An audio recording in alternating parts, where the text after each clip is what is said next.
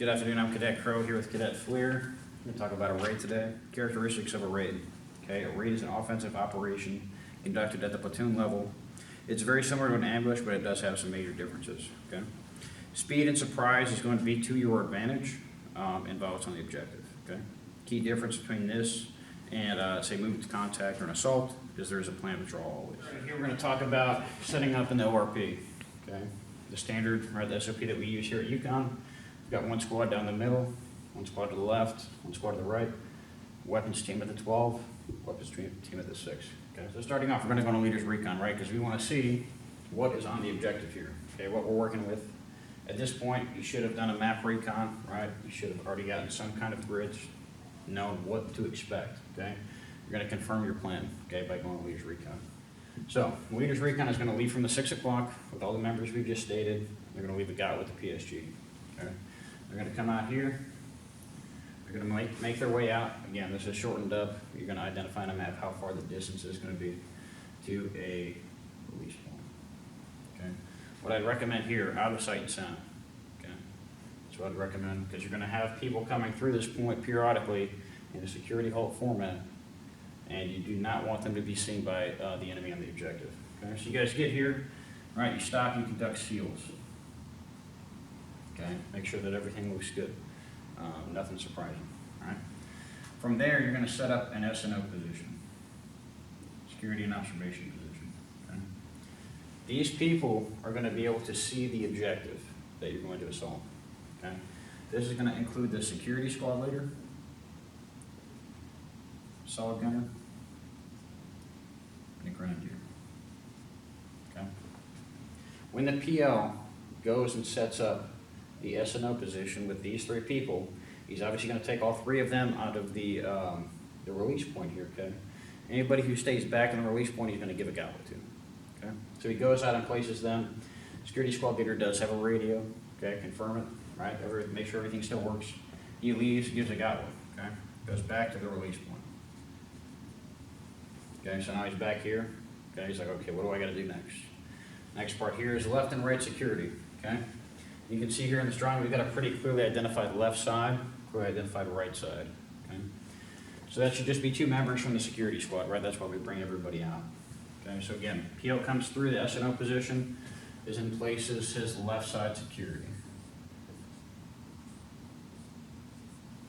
Okay, same thing for the right side security.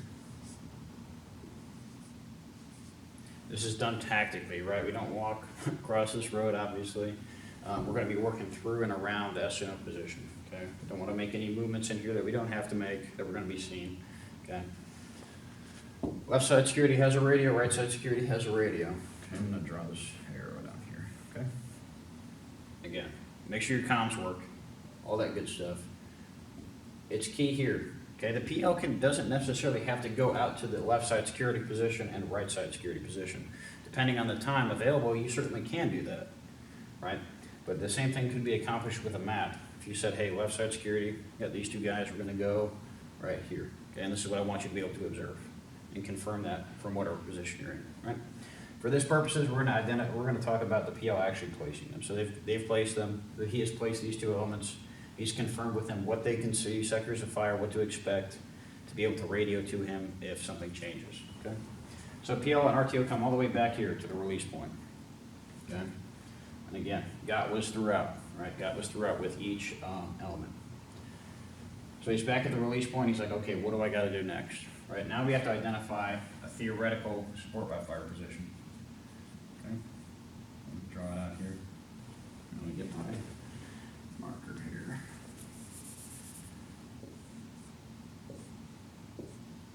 So just a general idea of where this could be at, right? So he's taking all the squad leaders out, his RTO. That should be everybody that's left behind. It's key here that the weapons squad leader gets down behind each of these positions and physically lays down on the ground and identifies the sectors of fire. Do his machine guns have a clear vantage point on what the PL wants him to see, right? Extremely important that happens, okay? Because you could be standing up and be like, yeah, that makes sense. My machine guns can totally see on the objective. And you get down on the ground, and there's trees, bushes, everything else, right? That's why we always get down here, okay? The weapons squad leader makes sure that he already knows before the operation actually gets set up, where his guns are gonna be. And again, PO is over here, both assault squad leaders are over here, he's communicating with them, hey, these are some really great vantage points, this is where I'm gonna set up, okay? He also can begin to identify TRPs, right? So let's say this is TRP 1, TRP 2, right? And he can work again with the assault squad leaders and PO and say, hey, when the assault element gets to TRP 1, we're gonna shift fire to TRP 2, right? Again, just talk through it.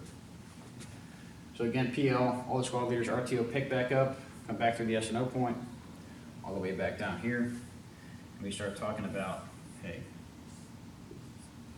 the assault position. Okay. Again, just as critical as it was for the weapons squad leader to get down and identify the positions, the assault squad leader are going to do the same thing for their squads. Okay, individual positions. This tree looks good. Hey, I'm going to put this guy here. I think my saw could go right here because this is good covering and concealed position. Okay. Again, communicating with the weapons squad leader what he can see. Do these TRPs still make sense? Right. If you have to breach, right? We're not going to talk about that today, but do we have a good line to breach at? Right, and again, PL is tracking all these things throughout. So I'm going to erase these, and we're going to talk about heading back to the RP. So all that stuff is set up again, GOTWA again, right? 2 GOTWAs for the S&O. Once when you get there, again, when you're leaving, you can even leave GOTWAs with the S&O as you go out in place and view different things. Okay? So PL, RTO, all squad leaders except for the security squad leader, come back through the RP, back to the ORP. Now here is what's critical that sometimes gets overlooked. When the PO gets back to the RP, the PSG and the PO have been working on this hopefully for at least a minimum of 12 hours. They've had the opportunity to do a map recon, now this is the first time they've seen it. The PO needs to talk to the PSG and say, hey, this looks exactly how we thought it would, the terrain's exactly how we thought, our plan is good to go that we initially came up with. And if it's not, if something changes out there, or you see something that's going to really throw a wrench in your plan, you need to communicate that to the platoon sergeant and make the rest of the platoon aware of that. All right. So PL is over here as disseminating all the information. Right. Okay. Hey, time to head out. PL is going to pick up the platoon. Depending on the number of people you have, you can leave roughly a team size element back here with a team leader in charge to guard the rucks. Okay.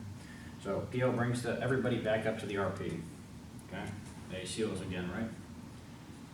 Want to make sure we're just doing the right thing. Nobody has snuck up on us, and at the area we're in safe. Security hall. Security hall. PL takes a platoon and puts them in a posture of 360-degree security, because we're going to spend some time here, a little bit of time, right? As the PL takes individual pieces of them and places them where he wants them to go. So from here, right? We already have again the whole platoon. Specifically, let's talk about the weapons team. Platoon sergeant, medic, that whole support by fire element we're looking at using. PL can,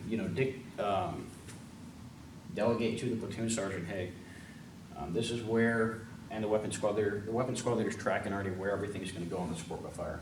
So he can tell the weapons squad leader, weapons team, platoon sergeant, medic, hey, go through the S&O point and establish your support by fire, right? If he chooses to take them out there himself, he can also do that, right? So we're going to go set up our support by fire. Again, we have our 2 guns here. We have the weapons squad leader and the PSG. Okay. Key players there. Weapons squad leader should already know what's going on, right? In a real life scenario, always want to have the gun start off in the bipod position, right? So get down there immediately, lay both guns down with bipods so you have security on the objective, and then start one at a time getting them on the tripods, adjusting the metal-to-metal contact to get those sectors of fire identified exactly where you want them. Make sure the assistant gunners know what the TRPs are and the plan for shift and lift fire. Okay. What should have already been decided is the pace plan for shift and lift. Okay. That is SOP dependent on your platoon, your company, whatever that case might be. Just make sure that everybody knows what that pace plan is, and it's two-way communication for shift and lift, right? If the PL over here does something to signal shift fire, it's got to be repeatable over here, right? Recognized by the PL over on this day. We're not going to talk about pace plans too much. If you guys got questions, we can talk about that after. But okay, cool. So everybody set up, PSG or the PL, right? If he came with him, PL will come back. If not, the PSG just radios back to the PL over here. Hey, we're set. Okay. PO can offer, sit rep to hire saying, hey, our support's up, right? Either way. Next people he's gonna take out, and the last remaining people over here is gonna be both assault squads. Okay. Gonna come through the S&O. Again, tactically move. This is all tactical movement, individual movement techniques. Okay, to his assault position. Okay, he's got 2 squads here. Okay, we're just gonna use this just to note the assault position as a whole. Okay, and again, getting set up, using individual movement techniques, low crawl, high crawl. Both squad leaders already know or have a really good idea of where they want their people to be. Okay, so you're identifying the positions, okay, for your squads, just along the way. You already know what they're at. Okay, PL's back here with the RTO. Okay, observing, controlling that element as necessary. At this point, okay, once everybody's set up, right, no changes, right, everything still looks good, everybody's got a radio that needs to, both security elements, PL, platoon sergeant, okay, and the security squad leader, all are on communication throughout. Everybody's set up, PL sends up a sit rep to hire, hey, we're good to go, we're ready to start this raid, okay. Now the PL is gonna initiate the ambush again, what we talk about PACE plans for initiation, okay, and again, I'm not gonna give you a rundown of exactly what that looks like, but again, it's SOP dependent, right? All these plans, SOP dependent, okay? What I recommend, as your primary plan, use your 240s, right? Communicate with the platoon sergeant. Hey, we're gonna initiate this raid by opening up fire with 30 seconds of rapid fire, right, from both of our guns, okay? That's a good signal. Either way, okay, that begins, okay? The assault starts to assault through, you know, going through this building, wearing this objective, and then we reach an LOA, right? This is pretty typical, what we already understand and know in ROTC. We've got to the LOA, okay? LOA. Okay, what's next? Security, always, okay? So PL is managing a lot, okay? Sending up a serum, hey, we just cleared this objective, right? We've destroyed anything in here that we need to, people, equipment, all that good stuff. We've got there, now we're reconsolidating security, right? Platoon sergeant's over here, he can move the guns where he needs them to be, okay? If he feels like they need to move down here, okay? And, you know, provide the isolation of the objective, which is what these left and right security are already doing, he could certainly do that. If he feels like they'd be better suited up here still, want to swing them around over here, he can do that, okay? If he wants to keep them, you know, where they're at roughly, it, you know, just depends on the mission, depends on the terrain, all that good stuff. So, all that's good. We've reestablished security. We're getting LACE reports, right, set up with the platoon sergeant, PL's tracking. And then we're gonna move into actions on the objective, okay?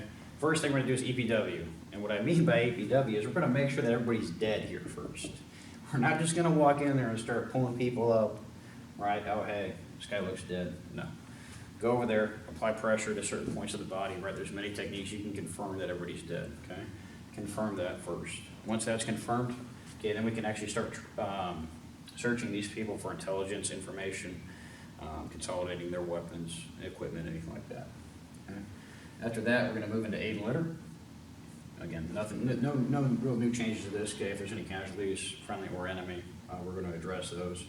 And then lastly, demo. Okay, so we're going to pick a point on the objective, consolidate all the equipment, have the demo team come and blow it. All right. All right, perfect. All the actions on are done. All right. PO is going to radio the platoon sergeant, hey, we're about ready to get out of here. Okay. Platoon sergeant's going to move himself, okay, in a position with the medic that is centrally located on the objective. I'd recommend somewhere near the S&O, but again, terrain dependent, something or some place that everybody knows where it's at. And we're going to use a red, white, and blue plan. Okay. So we're going to start off with assault coming off, then support by fire, and then the security elements are going to follow through. What's important here is the platoon sergeant and the medic, as everybody's moving back to the release point or the RP, depending on what the platoon sergeant says, making sure everybody's alive, or if they're not, you know, just at least accounted for, right? We know where everybody's at and what condition they're in. Do they have all their equipment? Do they have their weapon, right? That's what we need to make sure as we're getting counted out of the objective, right? Then lastly, we're going to reconsolidate back here, right? Through the release point, you can stop and reconsolidate here and then move to the RP, or you can just move straight to the RP. Depends on what you guys want to do. Regardless, we get back in this posture, okay? LACE reports again, make sure we have all our equipment, make sure we have all our people. Then the PL sends up a sit rep to hire, let them know how the mission went. So that's how we do a raid. If you guys have any questions, feel free to reach